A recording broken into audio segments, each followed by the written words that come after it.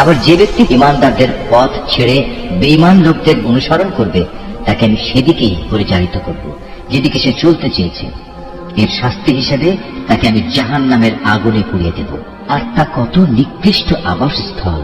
হে মানুষ, তোমরা যারা আল্লাহর উপর ঈমান এনেছ, তোমরা যদি কথায় কথায় এই কাফিরদের অনুসরণ করতে শুরু করো, তাহলে এরা তোমাদের ঈমান পূর্ববর্তী জাহিলিয়াতের অবস্থায় ফিরিয়ে নিয়ে যাবে। ফলে তোমরা নিদারুণভাবে ক্ষতিগ্রস্ত হয়ে পড়বে। আল্লাহ তাআলাই হচ্ছেন তোমাদের একমাত্র রক্ষক ও অভিভাবক, এবং তিনিই হচ্ছেন তোমাদের উত্তম সাহায্যকারী। হে নবী, কাফের ও মুনাফিকদের আনুগত্য করো না। অবশ্যই আল্লাহ তাআলা সবকিছু জানেন, তিনি বিজ্ঞ কুশলী। অতএব তুমি কাফেরদের পেছনে পড়ো না, তুমি এ কোরআন দিয়ে তাদের প্রচন্ড মোকাবেলা করো। অতএব তুমি এ মিথ্যাবাদীদের অনুসরণ করো না। তারা তো তোমার এ নমনীয়তাটুকুই চায় যে তুমি তাদের কিছু গ্রহণ করো, অতঃপর তারা তোমার কিছু গ্রহণ করবে। হে নবী, তুমি নিজেকে সদা সেসব মানুষদের সাথে রেখে চলবে যারা সকাল সন্ধ্যায় তাদের মালিককে ডাকে, তারা একমাত্র তারই সন্তুষ্টি কামনা করে, এবং কখনো তাদের কাছ থেকে তোমার স্নেহের দৃষ্টি ফিরিয়ে নিও না। কখনো এমন কোন ব্যক্তির কথা মতো চলো না যার অন্তঃকরণকে আমি আমার স্মরণ থেকে গাফেল করে দিয়েছি। আর যে ব্যক্তি নিজের প্রবৃত্তির গোলামি করতে শুরু করেছে এবং যার কার্যকলাপ আল্লাহ তাআলার সীমানা লঙ্ঘন করেছে, হে নবী, তুমি বলো, এ সত্য দিন তোমাদের মালিকের পক্ষ থেকে এসেছে। সুতরাং যার ইচ্ছা সে এর উপর ঈমান আনুক, আর যার ইচ্ছা সেটা অস্বীকার করুক। আমি তো এ অস্বীকারী জালেমদের জন্য এমন এক আগুন প্রস্তুত করে রেখেছি যার বেষ্টনী তাদের পুরোপুরি পরিবেষ্টন করে রাখবে। যখন তারা পানির জন্য ফরিয়াদ করতে থাকবে, তখন এমন এক গলিত ধাতুর মতো পানীয় দ্বারা তাদের ফরিয়াদের জবাব দেওয়া হবে যা তাদের সমগ্র মুখমণ্ডল জ্বালিয়ে পুড়িয়ে দেবে। কি ভীষণ হবে সে পানীয়, আর কি নিকৃষ্ট হবে তাদের আশ্রয়ের স্থানটি। আর যারাই আল্লাহ তাআলার উপর ঈমান এনেছে এবং ভালো কাজ করেছে, তাদের কোনো আশঙ্কা নেই। আমি কখনো তাদের বিনিময় বিনষ্ট করি না যারা নেক কাজ করে। এদের জন্য রয়েছে এমন এক স্থায়ী জান্নাত যার পাদদেশ দিয়ে ঝর্ণাধারা প্রবাহিত হবে। তাদের সেখানে সোনার কাকুন দ্বারা অলঙ্কৃত করা হবে। তারা পরিধান করবে সূক্ষ্ম ও পুরু রেশমের পোশাক। উপরন্তু তারা সমাসীন হবে এক সুসজ্জিত আসনে। কত সুন্দর তাদের বিনিময়, কত চমৎকার তাদের আশ্রয়ের এই স্থানটি। হে নবী, তাদের শিক্ষার জন্য তুমি দুজন লোকের উদাহরণ পেশ করো, যাদের একজনকে আমি 2 আঙুরের বাগান দান করেছিলাম এবং এ 2 কতিপয় খেজুর গাছ দ্বারা পরিবেষ্টিত করে রেখেছিলাম। আবার এ 2 মধ্যবর্তী স্থানকে পরিণত করেছিলাম একটি সুফলা শস্য ক্ষেত্র রূপে। উভয় বাগানই এক পর্যায়ে যথেষ্ট ফল দান করল। ফল দানে বাগান 2 কোন রকম ত্রুটি করেনি। উভয় বাগানের ফাঁকে ফাঁকে আমি পানির ঝর্ণাধারাও প্রবাহিত করে রেখেছিলাম। এক পর্যায়ে তার অনেক ফল হয়ে গেল। অতঃপর একদিন সে তার সাথীকে কথা প্রসঙ্গে বলল, দেখো, আমি ধন সম্পদের দিক থেকে তোমার চাইতে যেমন বড়, তেমনি জনবলেও আমি তোমার চাইতে বেশি শক্তিশালী। নিজের শক্তি সামর্থ্যের ব্যাপারে বাড়াবাড়ি করতে করতে সে নিজের বাগানে গিয়ে প্রবেশ করল এবং বলল, আমি ভাবতেই পারছি না এ বাগানের সৌন্দর্য কোনোদিন নিঃশেষ হয়ে যাবে। আমি এও মনে করি না একদিন এসব ধ্বংস হয়ে কিয়ামত প্রতিষ্ঠিত হবে, এবং কিয়ামতের পর আমাকে যদি আমার মালিকের সামনে ফিরিয়ে নেওয়াও হয়, তাহলে এর চাইতে উৎকৃষ্ট কোনো কিছু আমি সেখানে পাব। তার সে গরিব সাথীটি, যে তার সাথে কথা বলছিল, বলল, এ পার্থিব সম্পদ দেখে তুমি কি সত্যি সে মহান সত্যকে অস্বীকার করছো, যিনি তোমাকে প্রথমত মাটি থেকে অতঃপর শুক্র কণা থেকে পয়দা করেছেন, পরিশেষে তিনি তোমাকে একটি মানুষের আকৃতিতে পূর্ণাঙ্গ করেছেন? কিন্তু আমি তো বিশ্বাস করি সেই সৃষ্টিকর্তা আল্লাহ তাআলাই হচ্ছেন আমার মালিক, এবং আমার মালিকের কোনো কাজের সাথেই আমি কাউকে শরীক করি না। কত ভালো হতো তুমি যখন তোমার ফলবতী বাগানে প্রবেশ করলে, তখন যদি তুমি একথা বলতে, আল্লাহ তাআলা যা চেয়েছেন তাই হয়েছে। আল্লাহ তাআলা ব্যতী রেখে কারোই কিছু ঘটানোর শক্তি নেই। যদিও তুমি আমাকে ধনে জনে তোমার চাইতে কম দেখলে, কিন্তু আমি আল্লাহ তাআলার উপর ঈমান রাখি। সম্ভবত আমার মালিক আমাকে তোমার এ পার্থিব বাগানের চাইতে উৎকৃষ্ট আখিরাতের কোনো বাগান দান করবেন, এবং অকৃতজ্ঞতার জন্য তোমার বাগানের উপর আসমান থেকে এমন কোনো বিপর্যয় নাজিল করবেন, ফলে তা উদ্ভিদ শূন্য এক বিরান ভূমিতে পরিণত হয়ে যাবে। কিংবা তার পানি তার জমিনের নিচেই অন্তর্হিত হয়ে যাবে। তেমন কিছু হলে তুমি কখনো তা আবার খুঁজে আনতে পারবে না। অতঃপর তাই ঘটল, তার বাগানের ফল ফলাদিকে বিপর্যয় এসে ঘিরে ফেলল। তখন সে ব্যক্তি সেই ব্যয়ের ওপর, যা সে বাগানের শোভা বর্ধনের পেছনে করেছিল, হাতের ওপর হাত রেখে আক্ষেপ করতে লাগলো। বাগানের অবস্থা এমন হলো যা তা মুখ থুবড়ে পড়ে থাকলো এবং সে নিজের ভুল বুঝতে পেরে বলতে লাগলো, কত ভালো হতো যদি আমি আমার মালিকের ক্ষমতার সাথে অন্য কাউকে শরীক না করতাম। যারা বাহাদুরি করেছে তাদের কোনো দলই আজ থেকে আল্লাহর এই প্রতিশোধের মোকাবেলায় সাহায্য করার জন্য অবশিষ্ট রইল না, না সে নিজে কোন রকম প্রতিশোধ নিতে পারল।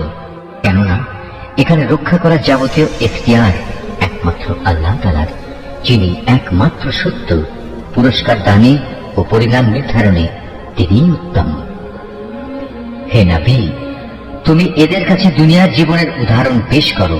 এই জীবনটা হচ্ছে এমন যেমন আমি আকাশ থেকে পানি বর্ষণ করি, যার কারণে জমিনের উদ্ভিদ ঘন সুশোভিত হয়ে ওঠে, অতঃপর এক সময় বাতাসটা উড়িয়ে নিয়ে ফেরে।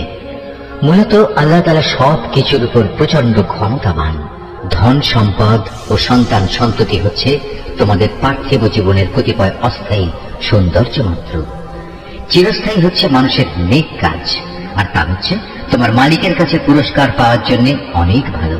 আর কোন কল্যাণময় কিছু কামনা করতে গেলেও তা হচ্ছে উত্তম। যেদিন আমি পাহাড় সমূহকে চলমান করে সরিয়ে দেব এবং তুমি এই পৃথিবীকে দেখবে তা একটি শূন্য প্রান্তর, সেদিন আমি তাদের মানব কুলকে এক জায়গায় জড়ো করব, কোনো একজনকেও আমি বাদ দেব না। তাদের সবাইকে তোমার মালিকের সামনে সারিবদ্ধভাবে এনে হাজির করা হবে। অতঃপর আমি বলবো, আজ তো তোমরা সবাই আমার কাছে এসে গেছো, ঠিক যেমনি করে আমি তোমাদের প্রথমবার পয়দা করেছিলাম। কিন্তু তোমরা অনেকেই মনে করতে আমি তোমাদের দ্বিতীয়বার আমার কাছে হাজির করার জন্য কোনো সময়সূচি নির্ধারণ করে রাখিনি। অতঃপর তাদের সামনে আমল নামা রাখা হবে। তখন নাফরমান ব্যক্তিদের তুমি দেখবে, সে আমল নামায় যা কিছু লিপিবদ্ধ আছে তারা তার কারণে খুবই আতঙ্কগ্রস্ত থাকবে। তারা বলতে থাকবে, হায় দুর্ভাগ্য আমাদের, এ আবার কেমন গ্রন্থ! এ তো দেখছি আমাদের জীবনের ছোট কিংবা বড় প্রত্যেক বিষয়ের হিসাব লিখেছে। তারা যা কিছু করেছে তার প্রতিটি বস্তুই তারা সে গ্রন্থে মজুদ দেখবে। তোমার মালিক সেদিন কার উপর বিন্দুমাত্র জুলুমও করবেন না। স্মরণ করো, যখন আমি ফেরেশতাদের বলেছিলাম তোমরা সবাই আদমকে সাজদা করো, তখন তারা সবাই সাজদা করলো, কিন্তু ইবলিস সাজদা করল না। সে ছিল আসলে জিনদেরই একজন। সে তার মালিকের আদেশের নাফরমানি করল। যে এত বড় নাফরমানি করল, তোমরা কি তাকে এবং তার বংশধরদের আমার বদলে তোমাদের অভিভাবক হিসেবে গ্রহণ করে চলেছ? অথচ প্রথম দিন থেকেই সে তোমাদের প্রকাশ্য দুশমন। চেয়ে দেখো, জালেমদেরকে নিকৃষ্ট বিনিময় দেয়া হয়েছে। আকাশমণ্ডলী ও পৃথিবী সৃষ্টি করার সময় আমি তাদের কাউকে ডাকিনি, এমনকি স্বয়ং তাদের নিজেদের বানানোর সময়ও তো আমি তাদের ডাকিনি। আসলে আমি তো অক্ষম ছিলাম না যে তাদের পরামর্শ আমার দরকার। অন্যদের যারা গোমরাহ করে আমি তাদের সাহায্য গ্রহণ করি না। যেদিন তিনি এদের বলবেন, তোমরা তাদের ডাকো যাদের তোমরা আমার শরীক মনে করতে, ওরা তাদের ডাকবে, কিন্তু তারা তাদের এ ডাকে কোনোই সাড়া দেবে না। আমি এদের উভয়ের মাঝখানে এক মরণ ফাঁদ রেখে দেব। এই নাফরমান লোকেরা যখন আযাব দেখতে পাবে তখন তারা বুঝে যাবে তারা এক্ষুনি সেখানে গিয়ে পতিত হচ্ছে, আর একবার সেখানে পতিত হলে ওরা তা থেকে কখনোই মুক্তির পথ পাবে না।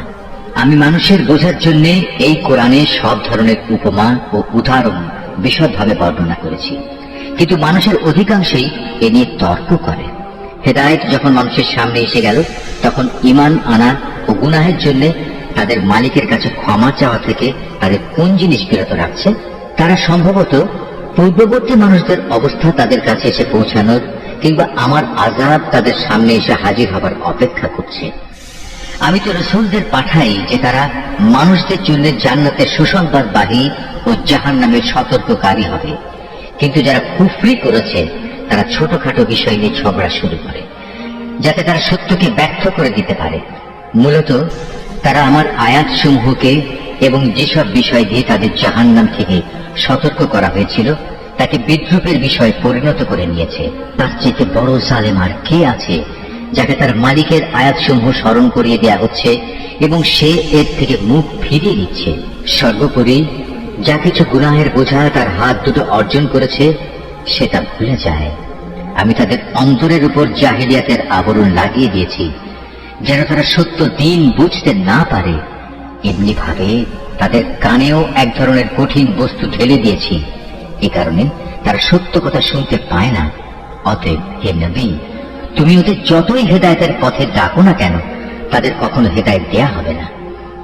হে নবী, তোমার মালিক বড়ই ক্ষমাশীল ও দয়াবান। তিনি যদি তাদের সবাইকে তাদের কৃতকর্মের জন্য শাস্তি দিতে চাইতেন, তাহলে তিনি সহজেই তা ত্বরান্বিত করতে পারতেন। বরং এর পরিবর্তে তাদের জন্য শাস্তির একটি প্রতিশ্রুত ক্ষণ রাখা আছে, যা থেকে ওদের কারোই পরিত্রাণ নেই। এই জনপদ ও তাদের অধিবাসীরা যখন আল্লাহ তাআলার সীমা লঙ্ঘন করেছিল, তখন আমি তাদের নির্মূল করে দিয়েছি। তাদের ধ্বংসের জন্য একটি দিনক্ষণ নির্দিষ্ট ছিল। হে নবী, তুমি এদের মুসার ঘটনা শোনাও। যখন মুসা তার খাদেমকে বলল, যতক্ষণ পর্যন্ত আমি দুটো সাগরের মিলনস্থলে না পৌঁছব, ততক্ষণ পর্যন্ত আমি আমার পরিকল্পনা থেকে ফিরে আসব না। যদি আমাকে এজন্য দীর্ঘ সময় পর্যন্ত চলতে হয়, তবু আমি চলতে থাকব।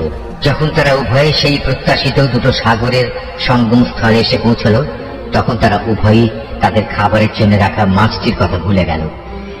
সে মাছটি ছুটে গিয়ে সুড়ঙ্গের মতো একটি পথ করে সহজেই সাগরে চলে গেল। যখন তারা আরো কিছু দূর এগিয়ে গেল, তখন সে তার খাদেমকে বলল, এবার আমাদের নাস্তা নিয়ে এসো। আমরা আজকের সফরে সত্যি ভারী ক্লান্ত হয়ে পড়েছি। সে বলল, তুমি কি দেখোনি, আমরা যখন শিলাখণ্ডের পাশে বিশ্রাম করছিলাম, তখন আমি মাছের কথা ভুলেই গিয়েছিলাম। আসলে শয়তানি আমাকে ভুলিয়ে দিয়েছে যে আমি তার কথাটা স্মরণ রাখবো। আর সে মাছটিও কি আশ্চর্যজনক পদ্ধতিতে নিজের পথ ধরে সাগরের দিকে নেমে গেল। সে বলল, হ্যাঁ, এই তো হচ্ছে সেই জায়গা যে স্থানটির আমরা সন্ধান করছিলাম। মাছটি চলে যাওয়ার জায়গায় হচ্ছে সাগরের মিলনস্থল। অতঃপর তারা নিজেদের পথের চিহ্ন ধরে ফিরে চলল। এরপর তারা সেখানে পৌঁছলে তারা আমার বান্দাদের মাঝ থেকে একজন পুণ্যবান বান্দাকে সেখানে পেল, যাকে আমি আমার অনুগ্রহ দান করেছি। উপরন্তু তাকে আমি আমার কাছ থেকে বিশেষ জ্ঞান দান করেছিলাম। মুসা তাকে বলল, আমি কি তোমার অনুসরণ করতে পারি, যাতে করে আল্লাহ তাআলার কাছ থেকে যে জ্ঞান তোমাকে শেখানো হয়েছে তার কিছু অংশ তুমি আমাকে শেখাতে পারো? সে বলল, হ্যাঁ পারো, তবে আমার সাথে থেকে তা তুমি কখনো ধৈর্য ধারণ করতে পারবে না। অবশ্য এটাও ঠিক, যে বিষয়ে তোমার জ্ঞান সীমার বাইরে, তার উপর তুমি ধৈর্য ধরবি বা কি করে? সে বলল, আল্লাহ তাআলা যদি চান, তাহলে তুমি আমাকে ধৈর্যশীল হিসেবেই পাবে। আমি তোমার কোনো আদেশেরই বরখেলাপ করব না। সে বলল, আচ্ছা, যদি তুমি আমাকে অনুসরণ করোই, তাহলে কোনো বিষয় নিয়ে আমাকে কিছু জিজ্ঞেস করবে না, যতক্ষণ না সে কথা আমি নিজেই তোমাকে বলে দেব। অতঃপর তারা দুজন পথ চলতে শুরু করল। নদীর পাড়ে এসে উভয়ই একটি নৌকায় আরোহণ করল। নৌকায় উঠেই সে তাকে ছিদ্র করে দিল। সে বলল, তুমি কি এজন্য তাকে ছিদ্র করে দিলে যেন এর আরোহীদের তুমি ডুবিয়ে দিতে পারো? তুমি সত্যি এক গুরুতর অন্যায় কাজ করেছ। মুসার কথা শুনে সে বলল, আমি কি তোমাকে একথা বলিনি, আমার সাথে থেকে তুমি কখনো ধৈর্য ধারণ করতে পারবে না?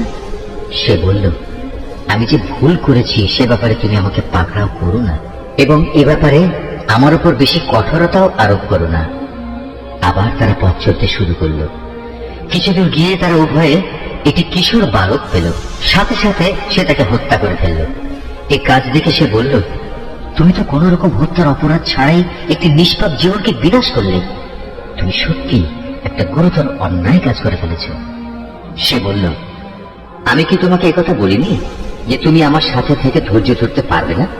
সে বলল, যদি এরপর আর একটি কথাও আমি তোমাকে জিজ্ঞেস করি, তাহলে তুমি আমাকে তোমার সাথে রেখো না। অবশ্য এখন তো তুমি আমার পক্ষ থেকে ওজর পেশ করার প্রান্ত সীমায় পৌঁছে গেছো। আবার তারা চলতে শুরু করলো। কিছু দূর এগিয়ে তারা জনপদের অধিবাসীদের কাছে পৌঁছল। সেখানে পৌঁছে তারা সেই জনপদের অধিবাসীদের কাছে কিছু খাবার চাইল, কিন্তু তারা তাদের মেহমানদারি করতে অস্বীকার করল। অতঃপর সেখানে তারা একটি পতনোন্মুখ পুরনো প্রাচীর দেখতে পেল। সে প্রাচীরটা সোজা করে দিল। সে বলল, তুমি চাইলে তো এদের কাছ থেকে এর উপর কিছু পারিশ্রমিক গ্রহণ করতে পারতে। সে বলল, বেশ, এখানেই তোমার আমার মধ্যে বিচ্ছেদ হয়ে গেল। কিন্তু তার আগে যেসব কথার ব্যাপারে তুমি আমার সাথে ধৈর্য ধরে থাকতে পারোনি তার ব্যাখ্যা আমি তোমাকে বলে দিতে চাই। প্রথম ঘটনাটি হচ্ছে নৌকা সম্পর্কিত। মূলত তা ছিল কয়েকজন গরিব মানুষের মালিকানাধীন। তারা এটা দিয়ে সমুদ্রে জীবিকা অন্বেষণের কাজ করত, কিন্তু আমি নৌকাটিতে একটা ছিদ্র করে তাকে ত্রুটিযুক্ত করে দিতে চাইলাম, কারণ তাদের সামনে ছিল এমন এক বাদশা যে ত্রুটিবিহীন যে নৌকাই পেত তা বল প্রয়োগে ছিনিয়ে নিত। আর হ্যাঁ, সে কিশোরটির ঘটনা। তার পিতামাতা উভয় ছিল মোমেন। আমি আশঙ্কা করলাম বড় হয়ে সে এদের দুজনকেই আল্লাহর নাফরমানি ও কুফর দ্বারা বিভ্রান্ত করে দেবে। আমি চাইলাম তাদের মালিক তার বদলে তাদের এমন একটি সন্তান দান করবেন যে দিনদারি ও রক্তের সম্পর্ক রক্ষার ব্যাপারে তা চাইতে অনেক ভালো প্রমাণিত হবে। সর্বশেষ ওই যে প্রাচীরটির ব্যাপার, আসলে তা ছিল শহরের দুটি এতিম বালকের। এর নিচেই তাদের জন্য রক্ষিত ছিল গুপ্ত ধনভাণ্ডার। ওদের পিতা ছিল একজন নেককার ব্যক্তি। এই কারণেই তোমার মালিক চাইলেন ওরা বয়ঃপ্রাপ্ত হোক এবং তাদের সে ভাণ্ডার থেকে তারা সম্পদ বের করে আনুক। এই প্রাচীরটাকেই আমি তাদের বড় হওয়া পর্যন্ত দাঁড় করিয়ে রাখতে চেয়েছিলাম। এছাড়াও মূলত তোমার মালিকের অনুগ্রহ দ্বারা সম্পাদিত কতিপয় কাজ, এর কোনোটাই কিন্তু আমি আমার নিজে থেকে করিনি। আর এ হচ্ছে সেসব কাজের ব্যাখ্যা যে ব্যাপারে তুমি আমার সাথে থেকে ধৈর্য ধারণ করতে পারছিলে না। হে নবী, এরা তোমার কাছে জুলকারনাইন সম্পর্কে জানতে চায়। তুমি তাদের বলো, হ্যাঁ, আমি আল্লাহর কিতাব থেকে তার বিবরণ তোমাদের কাছে এক্ষুনি পড়ে শোনাচ্ছি। আল্লাহ তাআলা বলছেন, আমি জমিনের বুকে তাকে বিপুল রাজনৈতিক ক্ষমতা দান করেছিলাম এবং আমি তাকে এর জন্য প্রয়োজনীয় সব উপায় উপকরণও দান করেছিলাম। একবার সে সফরে বেরোবার প্রস্তুতি গ্রহণ করতে লাগলো।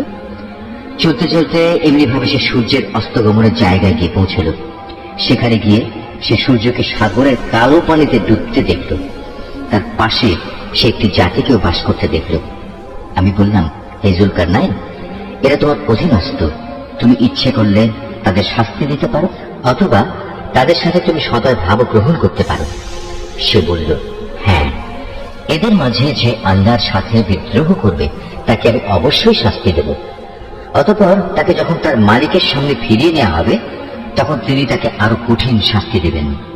অপরদিকে যে ব্যক্তি আল্লাহর উপর ঈমান আনে এবং নেক কাজ করে তার জন্য আখিরাতে থাকবে উত্তম পুরস্কার।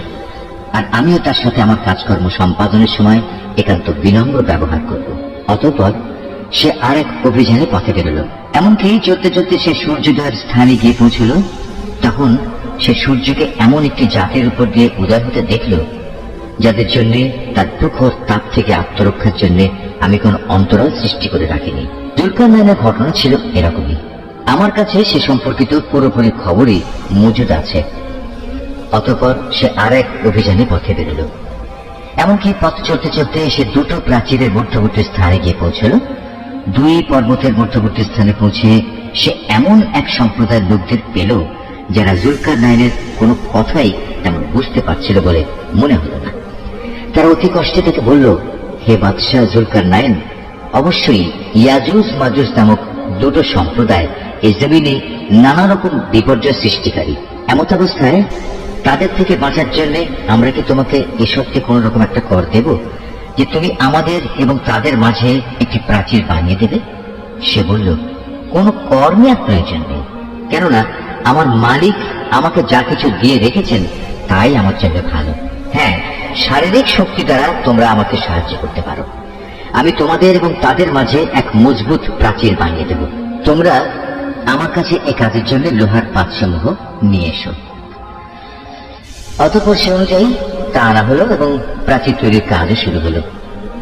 যখন মধ্যবর্তী ফাঁকা স্থানটি পূর্ণ হয়ে লৌহ স্তূপগুলো দুটো পর্বতে সমান হয়ে গেল তখন সে তাদের লক্ষ্য করে বলল, তোমরা হাঁপড়ে দম দিতে থাকো। অতঃপর যখন তা আগুনের মতো উত্তপ্ত হলো তখন সে বলল, এখন তোমরা আমার কাছে কিছু গলানো তামা নিয়ে এসো, আমি তা এর ওপর ঢেলে দেব।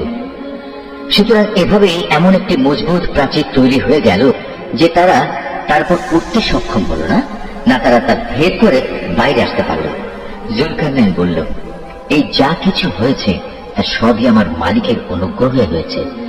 কিন্তু যখন আমার মালিকের ওয়াদা মতো কিয়ামত আসবে, তখন তিনি তা চূর্ণ বিচূর্ণ করে একাকার করে দেবেন। আর আমার মালিকের ওয়াদা হচ্ছে সত্য ওয়াদা। কিয়ামতের আগে আমি তাদের দলে দলে ছেড়ে দেব। তারা সমুদ্রের ঢেউয়ের আকারে একদল আরেক দলের মধ্যে প্রবিষ্ট হবে। যখন সিংহায় ফুৎকার দেয়া হবে, তখন তাদের সবাইকে আমি হাসরের ময়দানে একত্রিত করব।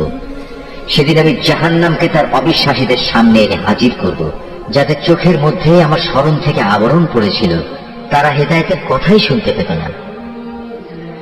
কাফেররা কি একথা মনে করে নিয়েছে যে তারা আমার বদলে আমারই কতিপয় গোলামকে অভিভাবক বানিয়ে নেবে, আর আমি এ ব্যাপারে তাদের কোনো জিজ্ঞাসাবাদই করব না? আমি তো জাহান্নামকে কাফেরদের মেহমানদারির জন্য সাজিয়ে রেখেছি। নবী, এদের তুমি বলো, আমি কি তোমাদের এমন লোকদের কথা বলবো যারা আমলের দিক থেকে সম্পূর্ণ ক্ষতিগ্রস্ত হয়ে পড়েছে? এরা হচ্ছে সেসব লোক যাদের সমুদায় প্রচেষ্টা এই দুনিয়ায় বিনষ্ট হয়ে গেছে, অথচ তারা মনে মনে ভাবছে তারা বুঝি ভালো কাজই করে যাচ্ছে। এরাই হচ্ছে সেসব লোক যারা তাদের মালিকের আয়াতসমূহকে অস্বীকার করে এবং অস্বীকার করে তার সাথে ওদের সাক্ষাতের বিষয়টিও। এর ফলে ওদের সব কর্মই নিষ্ফল হয়ে যায়। তাই কিয়ামতের দিন আমি তাদের জন্য ওজনের কোন মানদণ্ড স্থাপন করব না। এটাই জাহান্নাম, এটাই হলো তাদের যথার্থ পাওনা। কেননা তারা স্বয়ং স্রষ্টাকে অস্বীকার করেছে, উপরন্তু তারা আমার আয়াতসমূহ ও তার বাহক রসুলদের বিদ্রুপের বিষয় হিসেবে গ্রহণ করেছে। অপরদিকে যারা আল্লাহ তাআলার উপর ঈমান এনেছে এবং সেই অনুযায়ী নেক আমল করেছে, তাদের মেহমানদারির জন্য জান্নাতুল ফেরদাউস সাজানো রয়েছে। সেখানে তারা চিরদিন থাকবে। সেদিন তারা সেখান থেকে অন্য কোথাও যেতে চাইবে না।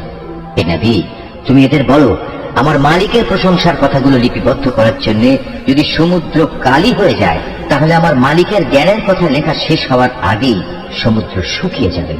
এমনকি যদি আমি তার মতো আরো সমুদ্রকে লেখার কালি করে সাহায্য করার জন্য নিয়ে আসি, তবু হে নবী, তুমি এদের বলো, আমি তো তোমাদের মতোই একজন রক্ত মাংসের মানুষ, তবে আমার উপর ওহী নাযিল হয়, আর সে ওহীর মূল কথা হচ্ছে তোমাদের মাবুদ হচ্ছেন একজন। অতএব তোমাদের মাঝে যদি কেউ তার মালিকের সাক্ষাৎ কামনা করে, সে যেন হামেশা নেক আমল করে, সে যেন কখনো তার মালিকের ইবাদতে অন্য কাউকে শরীক না করে।